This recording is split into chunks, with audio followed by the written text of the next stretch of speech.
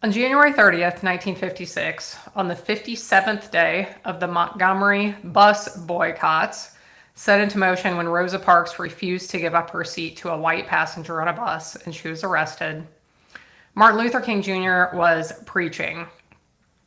His wife and his daughter, his infant daughter, were at home when a bomb went off that tore off part of their porch and blew out the front window of their house. Thankfully, they had not been in the front rooms of their house when this happened. King rushed home to the scene where there is a growing crowd and police officers trying to get people to disperse. One of the people in the crowd shoves one of the police officers. Somebody throws a bottle. One of the police officers starts swinging his baton. What's going to happen next? One of the officers pulls King aside. This officer in particular was part of a racist white person's club of some sort. King knows this, of course. And this officer asks him to do something, anything, to get the crowd to calm down and go away. Put yourself in that place. What would that have felt like, and how would you have responded? We're living in a world that is telling us to be mad at everyone and everything. We're living in a world that's telling us if you feel this particular way, you better keep your mouth shut and not speak up. So how does King respond? This is how he responds. Don't do anything panicky. Don't get your weapons. He who lives by the sword shall perish by the sword. We must love our white brothers no matter what they do to us. We must make them know we love them. Jesus still cries out in words that echo across the centuries. Love your enemies. Bless them that curse you. Like this fly on my forehead right now.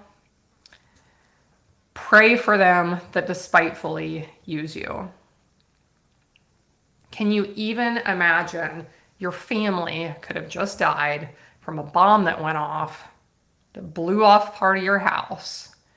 And that is how he chooses to respond.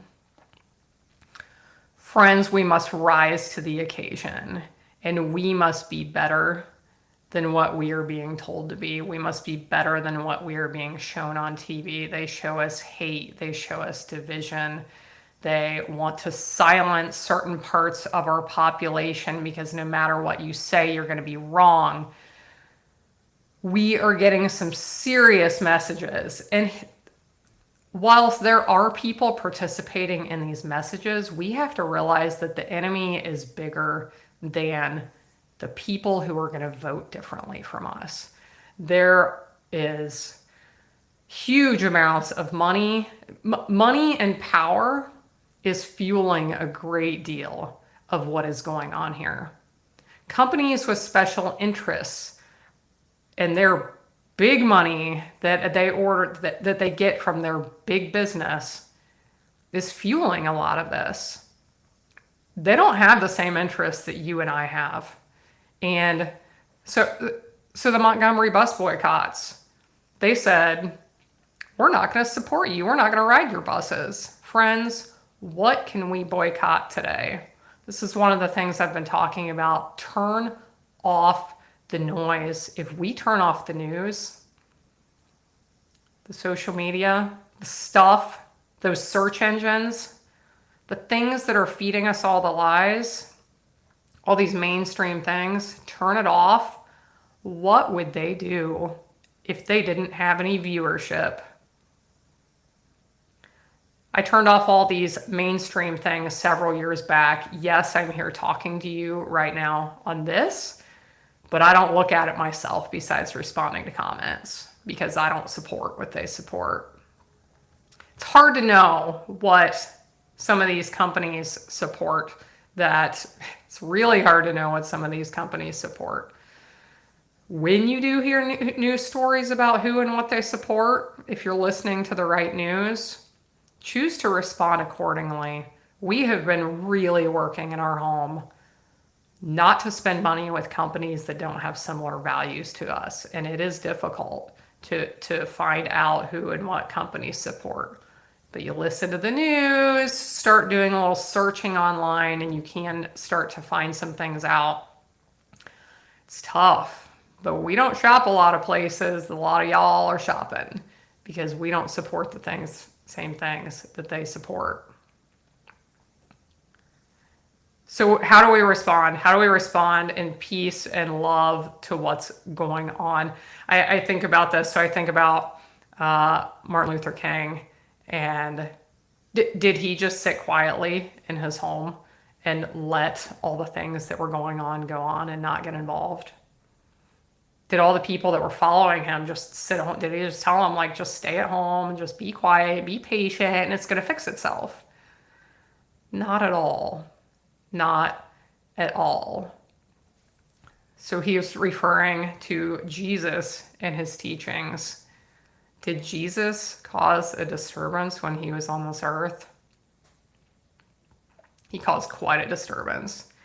He caused quite a disturbance. If that's nonsense that you don't believe in, Jesus and the disturbance that he caused are recorded in other documents throughout history besides the Bible.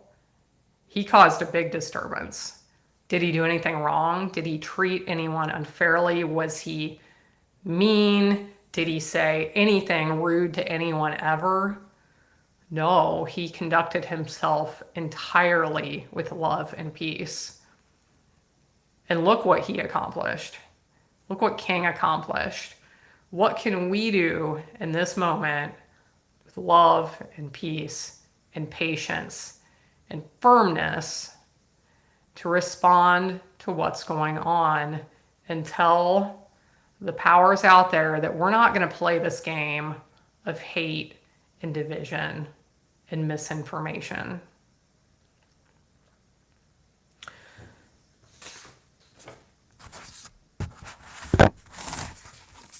I want to read the part of King's I Have a Dream speech. And before I do, I'm going to mention this. So part of me has fear for even bringing up Martin Luther King and race relations, because the world has taught me, okay, we all come from different places, and what we know and what we feel is the only thing we can understand from our perspective. Like, we can try and understand what other people are going through and things. The world has taught me that I should not bring this up, because no matter what I say, because I have the color skin I have, that I'm going to be wrong. I have tried really hard to raise my daughter in a way that race is not an issue. So I'll share with you how I've done this, and then you can tell me I'm wrong or lash out at me or whatever. But like, the world has taught us all things, and it has taught a lot of us, don't even bring up whatever all this whole group of issues is, because no matter what you say, you're going to be wrong. This is how I've handled it as a parent, and you can tell me if I'm wrong or whatever. So in the places I've lived in my life and my daughter's life, there's not a whole lot of people of various races, okay? So sometimes, and here's like, I don't even know what the right terminology is. So Black, African American, lash out at me if I'm wrong. Tell, like, what is correct? Is one of those more correct than the other? This is me setting an example. We can't stay silent even because we're afraid or because we're going to be wrong. Like, so here I am wading through this, waiting for people to get mad at me, because I'm trying to set the example that we have to talk, and we have to not be afraid of making people mad. Like, the only way to gain communication and common ground is to talk. So here I am. So here's how I've handled it with my daughter. And you know how kids are, like, especially when they're little, not as much as they get bigger, but especially as they're little, like, if you get in a weird situation or like you try a new food or whatever, like the kid gets in a situation that they don't know how to respond. And they look to their parents to see what kind of look is on their face. Normal look, shock, awe, sadness, whatever. And the kids learn from us that way, right? So when my daughter was young and we would be around a person of a different skin color, I could tell multiple times she'd like look at me and like wait for a reaction. So this is how I respond to it. We don't mention it. We don't talk about it because in my mind, from my perspective, you can tell me if you feel differently. It's a non-issue. If I want my daughter to grow up and see everyone as equal, then we're going to see everyone as equal and we're not going to comment on people of different skin color. So there have been times where we're talking about that person after the fact, like a conversation we had with them or whatever, and it would be really easy to refer to that person by the color of skin they have, but I have been very conscious not to do that. So it's, that woman we were talking to right before we left wherever we were. She had a red shirt on or whatever. So I go out of my way to make sure I'm not referring to people by color. I wouldn't say like, that lady that has the big mole on her cheek, or like I might refer to somebody by the color of their hair or whatever. But anyway, this is how I've choose to handle it, to attempt to teach my daughter not to see that, to see the human, right? Okay. So that being said, there's a lot of stuff throughout history that leads us to where we are with race relations and color of skin and all of that. So I've mentioned we love to read these Who Was books. And I think they're so important. We have to be teaching our kids, grandkids, whatever kids you get to spend time with. Teach them about history. Teach them about this great nation. Teach them about the struggles that we've gone through. Teach them about heroes that have done amazing things, because this inspires us to remember that this is worth fighting for. And even though we have been in dire situations repeatedly in the past, we have come through them. Are we perfect? Have we figured it out? Clearly not. But we have to keep fighting. So these Who Was books, some of the ones we've read here lately, Abe Lincoln, the Civil War, the Emancipation Proclamation, like learning about things like this are, while I'm not going to choose to refer to people by their skin color in our presence, because I want my daughter to see everybody equal, it is important that we understand what has gone on throughout history. So we've learned about that. I'm going to tell you, one of my favorite Who Was books was Harriet Tubman. If you want to learn about somebody amazing, learn about Harriet Tubman and how she helped slaves to escape. Like, that is inspiring. So that's what I have to say. I just waded through a conversation that I feel like the world has taught me I'm not allowed to have. But I want to set an example of being better and being different is my attempt here. We cannot sit in fear. We cannot stay quiet. We have to respond to what's going on somehow. So this is the conclusion of the I Have a Dream speech. King gave this on the steps of the Lincoln Memorial in Washington, D.C., just over 100 years after he had signed the Emancipation Proclamation.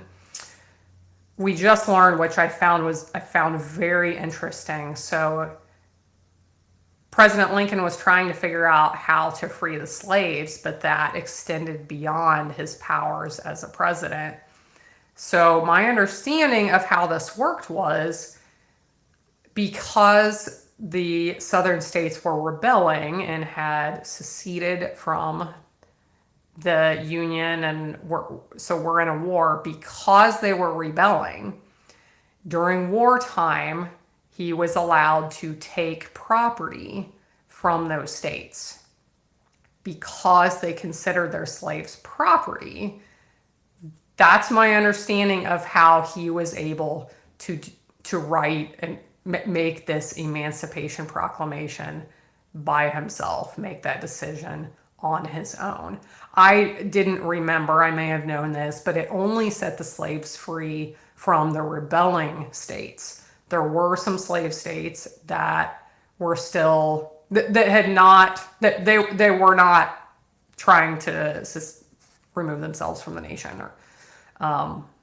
So at the time, he knew, like, if he could do this at this time, then he could deal with those other states that were still part of the nation. I don't know if were they part of the war effort. I'm not even sure about that.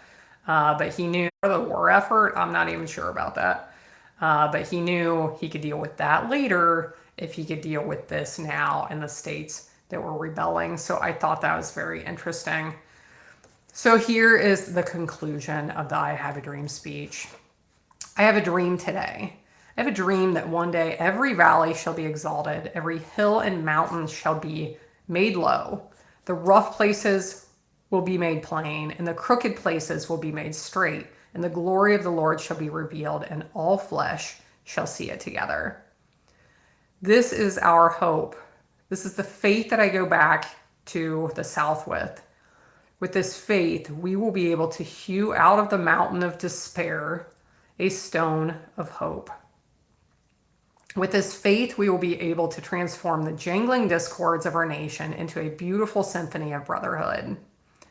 With this faith, we will be able to work together, to pray together, to struggle together, to go to jail together, to stand up for freedom together, knowing that we will be free one day. This will be the day when all of God's children will be able to sing with a new meaning, "My country, 'tis of thee, sweet land of liberty. Of thee I sing. Land where my fathers died, land of the pilgrim's bride. From every mountainside, let freedom ring." Do we teach our kids these songs anymore? We got to get back to this. And if America is to be a great nation, this must become true. So let freedom ring from the prodigious hilltops of New Hampshire. Let freedom ring from the mighty mountains of New York. Let freedom ring from the heightening Alleghenies of Pennsylvania. Let freedom ring from the snow-capped Rockies of Colorado. Let freedom ring from the curvaceous slopes of California. But not only that, let freedom ring from Stone Mountain of Georgia. Let freedom ring from Lookout Mountain of Tennessee. Let freedom ring from every hill and molehill of Mississippi. From every mountainside, let freedom ring. And when this happens, when we allow freedom to ring, when we let it ring from every village and every hamlet, from every state and every city, we will be able to speed up that day when all of God's children, black men and white men, Jews and Gentiles, Protestants and Catholics, will be able to join hands, sing in the words of the old Negro spiritual, free at last, thank God Almighty, we are free at last. We can learn some things from these teachings, and I don't know. That's what I've got for you today, friends. Let's respond to the hate with love.